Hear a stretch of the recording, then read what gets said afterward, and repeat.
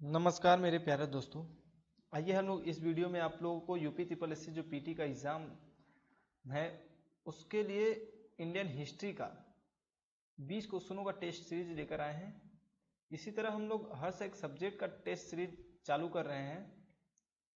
अगर आप लोगों को ये टेस्ट सीरीज देना है तो प्लीज़ हमारे चैनल को सब्सक्राइब करिए और हम लोग का सहयोग बढ़ाते रहिए। आइए वीडियो को शुरू करते हैं। पहला क्वेश्चन दिया है, अंग्रेजी संसद में भारत सरकार अधिनियम कब पारित हुआ था? जो अंग्रेजी संसद था हमारे देश में, तो उसमें भारत सरकार अधिनियम को कब पारित किया गया था? अब ऑप्शन 4 आप लोगों के सामने दिया गया है। आप लोगों को बताना इसमें से आप लोग कौन सा राइट आंसर है। ऑप्शन ए है 1852, बी है 1856, सी है 1858, डी है 1860। तो इसका करेक्ट आंसर हो जाएगा ऑप्शन सी। कितना हो जाएगा? 1858। ओके, आइए दूसरे क्वेश्चन पे चलते हैं।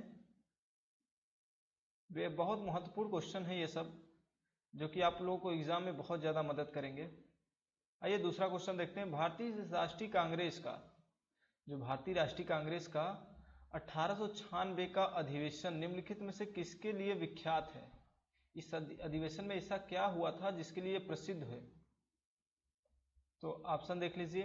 ए है पहली बार राष्ट्रगान गाया गया था, बी है पहली बार राष्ट्रीय गीत गाया गया था, और सी है पहली बार तिरंगा लहराया गया था, डी है इनमें से कोई नहीं। आप लोगों को बताना है। चलिए इसका करेंट आंसर देख लेते हैं। इसका करेंट आंसर है बी, पहली बार राष्ट्रीय गीत गाया गया था। तो इस अधिवेशन में क्या किया गया था? पहली बार जो राष्ट्रीय गीत है उसको इस अधिवेशन में गाया गया था। आइए इसके बारे में कुछ और जानकारी हम लोग ले लेते हैं। 1896 में पहली बार कांग्रेस के अधिवेशन में भारत का राष्ट्रीय जो गीत है वंदे मातरम गाया गया था। वंदे मातरम बंकिम चंद्र चटर्जी के उपन्यास आनंद मठ का अंश है। यह 1937 तक भारत का राष्ट्रीय गान रहा था। जो 1937 तक इसको भारतीय राष्ट्रगान घोषित किया गया था, और ये किसने लिखा था? बंकिम चंद्र चटर्जी के उपन्यास किसमें? आनंद मठ में है। ओके मेरे प्यारे दोस्तों, आइए इसी तरह तीसरे क्वेश्चन पे चलते हैं। तीसरा क्वेश्चन है, निम्नलिखित में से किस गवर्नर जनरल को भारतीय प्रेस का मुक्तिदाता कहा जाता है? अब आप लोग को बताना है। ए है लॉर्ड विलियम बैटिंग, बी है सर चार्ल्स मेटकॉफ, सी है लॉर्ड ऑकलैंड, डी है लॉर्ड एलेनबोरो। तो इसका करेक्ट आंसर हो जाएगा ऑप्शन बी। क्या हो जाएगा? Sir Charles Metcalfe. आइए इनके बारे में कुछ और जानकारी हासिल करते हैं हम लोग। सर चार्ल्स मेटकॉफ 20 मार्च 1835 से 4 मार्च 1936 के बीच भारत के गवर्नर जनरल रहे थे। ओके मेरे प्यारे दोस्तों, उन्होंने प्रेस को पूर्ण स्वतंत्रता दी थी, इसलिए उन्हें भारतीय प्रेस का मुक्तिदाता भी कहा जाता है। और यहाँ पे 1936 नहीं रहेगा मेरे प्यारे दोस्तों, यहाँ पे 1836 कर लीजिएगा आप लोग। ओके, चलिए चौथा क्वेश्चन है, समुद्र व्यापार के संदर्भ में कारताज, ये कारताज व्यवस्था थी एक, का उपयोग किसके द्वारा किया गया था? डचों के द्वारा, फ्रांसीसियों के द्वारा, अंग्रेजों के द्वारा, पुर्तगाली के द्वारा। तो इसका करेक्ट आंसर क्या हो जाएगा? आइए देख लेते हैं। इसका करेक्ट आंसर है डी, पुर्तगालियों द्वारा। और ये कारताज व्यवस्था था क्या, इसके बारे में भी कुछ जान कर लेते हैं हम लोग। कारताज व्यवस्था का संबंध पुर्तगालियों द्वारा समुद्री व्यापार के लिए जारी किए गए व्यापार लाइसेंस से है। मतलब जो समुद्र में व्यापार होता था उसके लाइसेंस से है। 20वीं शताब्दी में अंग्रेजों ने भी नेवी सर्ट नामक व्यवस्था शुरू की थी। ओके, आइए अब पांचवा क्वेश्चन देख लेते हैं हम लोग। सुरेंद्र नाथ बनर्जी के बारे में निम्नलिखित में से कौन सा कथन जो है कि सही नहीं है? ओके, पहला है वे इंडियन नेशनल एसोसिएशन के संस्थापक थे। बी है वे कलकत्ता के रिपन कॉलेज के संस्थापक थे। डी है उन्हें राष्ट्रीय चेतना के कॉन्सेप्ट के लिए जाना जाता है। डी है उन्होंने आनंद मोहन बोस के साथ मिलकर साधारण ब्रह्मो समाज की स्थापना की थी। अब इस चारों ऑप्शन में से आप लोगों को बताना है कि इसमें कौन सा कथन ये गलत है। ओके, आइए इसका करेक्ट आंसर देख लेते हैं। इसका करेक्ट आंसर डी है, ये डी ऑप्शन है। उन्होंने आनंद बोस के साथ मिलकर साधारण ब्रह्मो समाज की स्थापना की, यही जो हमारा गलत आंसर है। उन्होंने आनंद बोस के साथ मिलकर साधारण ब्रह्मो समाज की स्थापना की। ओके, तो इसमें साधारण ब्रह्मो समाज की स्थापना की, ये आपका आंसर गलत हो जाएगा। Correct answer D. आइए नोट इसके बारे में कुछ जान लेते हैं। उपरोक्त दिए गए कथनों में से चौथा कथन गलत है। सुरेंद्र नाथ बनर्जी ने आनंद बोस के साथ मिलकर इंडियन नेशनल एसोसिएशन की स्थापना की थी। साधारण ब्रह्मो समाज की स्थापना आनंद बोस, शिवनाथ शास्त्री और शिवचंद्र सेन और उमेश चंद्र दत्ता ने की थी। ओके, जो सुरेंद्र नाथ बनर्जी थे ये आनंद बोस के साथ मिलके इंडियन नेशनल सोसाइटी की स्थापना किया था, नहीं कि ब्रह्मो समाज, इसलिए ये चौथा ऑप्शन गलत हो जाएगा। चलिए छठवां क्वेश्चन देख लेते हैं हम लोग। स्वतंत्रता आंदोलन के दौरान रविन्द्रनाथ टैगोर ने नाइटहुड की उपाधि किस घटना के विरोध में वापस कर दी थी? ये बहुत ज्यादा इंपॉर्टेंट क्वेश्चन है, अक्सर एग्जामों में पूछा जाता है ये। तो पहला ऑप्शन है बंगाल विभाजन, बी ऑप्शन है जलियांवाला बाग हत्याकांड, सी वाला है भगत सिंह राजगुरु सुखदेव को मृत्यु दंड, और डी है उपरोक्त में से कोई नहीं। तो इसका करेक्ट आंसर हो जाएगा ऑप्शन बी, जो जलियांवाला बाग हत्याकांड हुआ था उसके बारे में कुछ और जान लेते हैं हम लोग। रविन्द्रनाथ टैगोर को 1915 में ब्रिटिश सरकार ने नाइटहुड की उपाधि दी थी। ओके, और ये 13 अप्रैल 1919 जलियांवाला बाग हत्याकांड से आहत होकर उन्होंने वो उपाधि जो है नाइटहुड की वापस कर दी। इस संदर्भ में उन्हें लॉर्ड चेम्सफोर्ड को पत्र लिखा था। ओके मेरे प्यारे दोस्तों, आइए प्रश्न 7वां देखते हैं। मुस्लिमों के लिए अलग मतदाता दल के लिए कांग्रेस अधिवेशन को जाना जाता है। जो मुस्लिम के लिए जो अलग मतदाता दल के लिए किस कांग्रेस अधिवेशन को जाना जाता है? कराची अधिवेशन, बॉम्बे अधिवेशन, लखनऊ अधिवेशन और कलकत्ता। इन चारों ऑप्शनों में से आप लोगों को बताना है। तो इसका सही आंसर हो जाएगा 1916, जो लखनऊ अधिवेशन हुआ था, जिसमें मुस्लिम लीग और जो कांग्रेस है ये दोनों एक दूसरे के सहयोग समझौता हुआ था।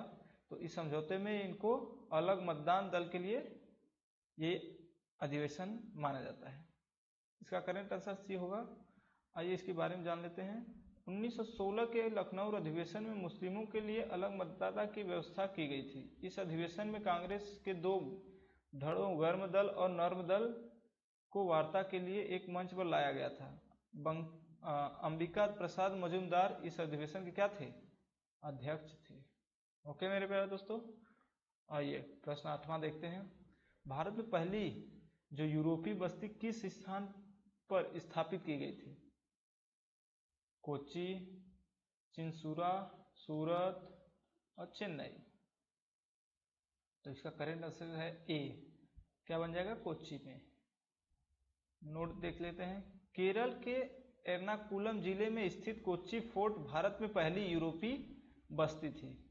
यह जल से घिरा हुआ स्थान है। यह कोच्चि के दक्षिण पश्चिम में स्थित है। ओके, 9वां प्रश्न देख लेते हैं। निम्नलिखित में से किस राज्य ने अंग्रेजों को मुक्त व्यापार के लिए सुनहरा फरमान जारी किया था? आप लोग को बताना है हैदराबाद, बीजापुर, गोलकुंडा, अहमदनगर। इन चार ऑप्शनों में से कौन सा ऑप्शन सही है? आइए देख लेते हैं। इसका करेक्ट आंसर हो जाएगा सी, गोलकुंडा।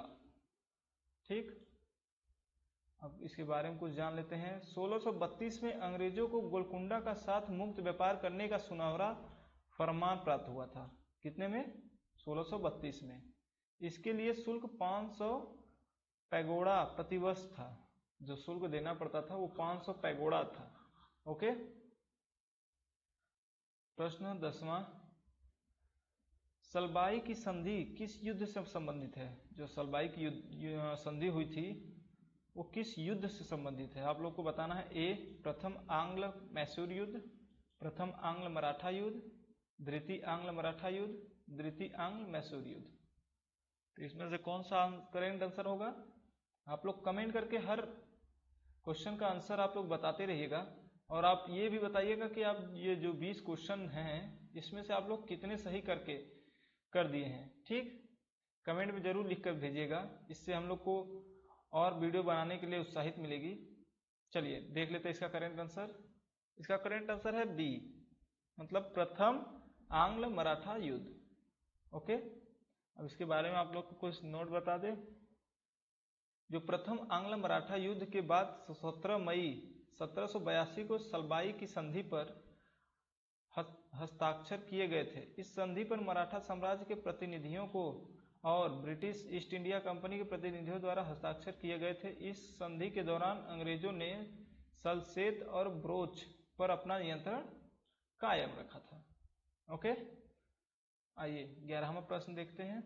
बक्सर की लड़ाई, जो बक्सर की लड़ाई बहुत फेमस है, लड़ाई ईस्ट इंडिया कंपनी द्वारा किसके साथ लड़ी गई थी? आप लोग को बताना है। मीर कासिम, सादत अली खान द्वितीय, अली वर्दी खान या सिराजुद्दौला। तो इसका करेक्ट आंसर हो जाएगा ए, जो मीर कासिम के साथ लड़ा गया था। आइए कुछ जान लेते हैं इसके बारे में।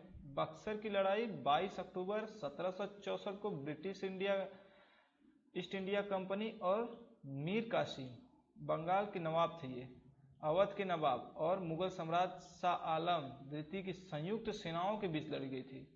मतलब इसमें मीर कासिम जो बंगाल का नवाब, अवध का नवाब और मुगल सम्राट शाह आलम द्वितीय, तीनों सेनाओं ने मिलकर लड़ा था। इस लड़ाई में अंग्रेजों का जो नेतृत्व है वो हेक्टर मुनरो ने किया था। और ये लड़ाई हुई थी ये अंग्रेज जीत गए थे। ओके, चलिए,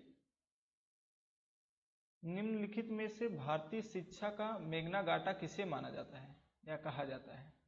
जो भारतीय शिक्षा है उसको मैग्ना कार्टा किसे कहा जाता है?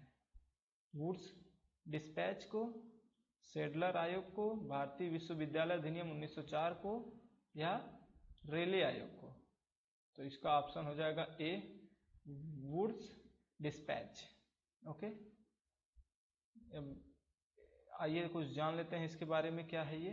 Sir Charles Wood British east India company के नियंत्रण बोर्ड के अध्यक्ष थे। उन्होंने 1854 में लॉर्ड डलहौजी को एक प्रेषण भेजा था।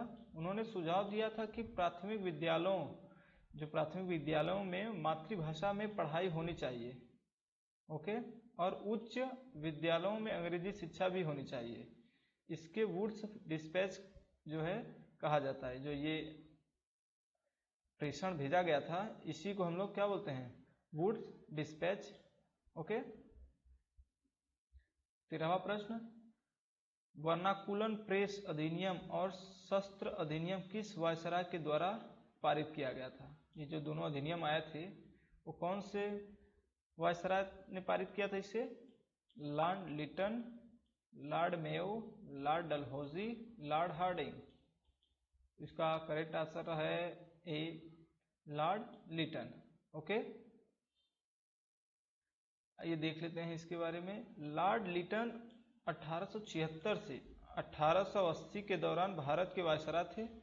1876 और 78 के अकाल को सही ढंग से न संभाल पाने के लिए उनकी कड़ी आलोचना की गई थी।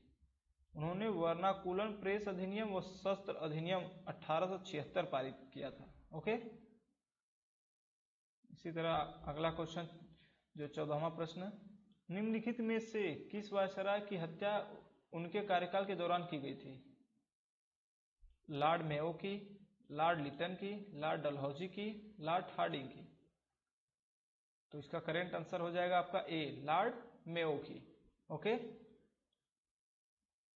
लॉर्ड वायसराय भारत के एकमात्र ऐसे वायसराय थे जिनकी हत्या उनके कार्यकाल के दौरान हुई थी। 1872 में अंडमान द्वीप के पोर्ट ब्लेयर में एक निरीक्षण यात्रा के दौरान के पठान ने उनकी हत्या कर दी थी। ओके, चलिए अब अगला प्रश्न देखते हैं 15वां।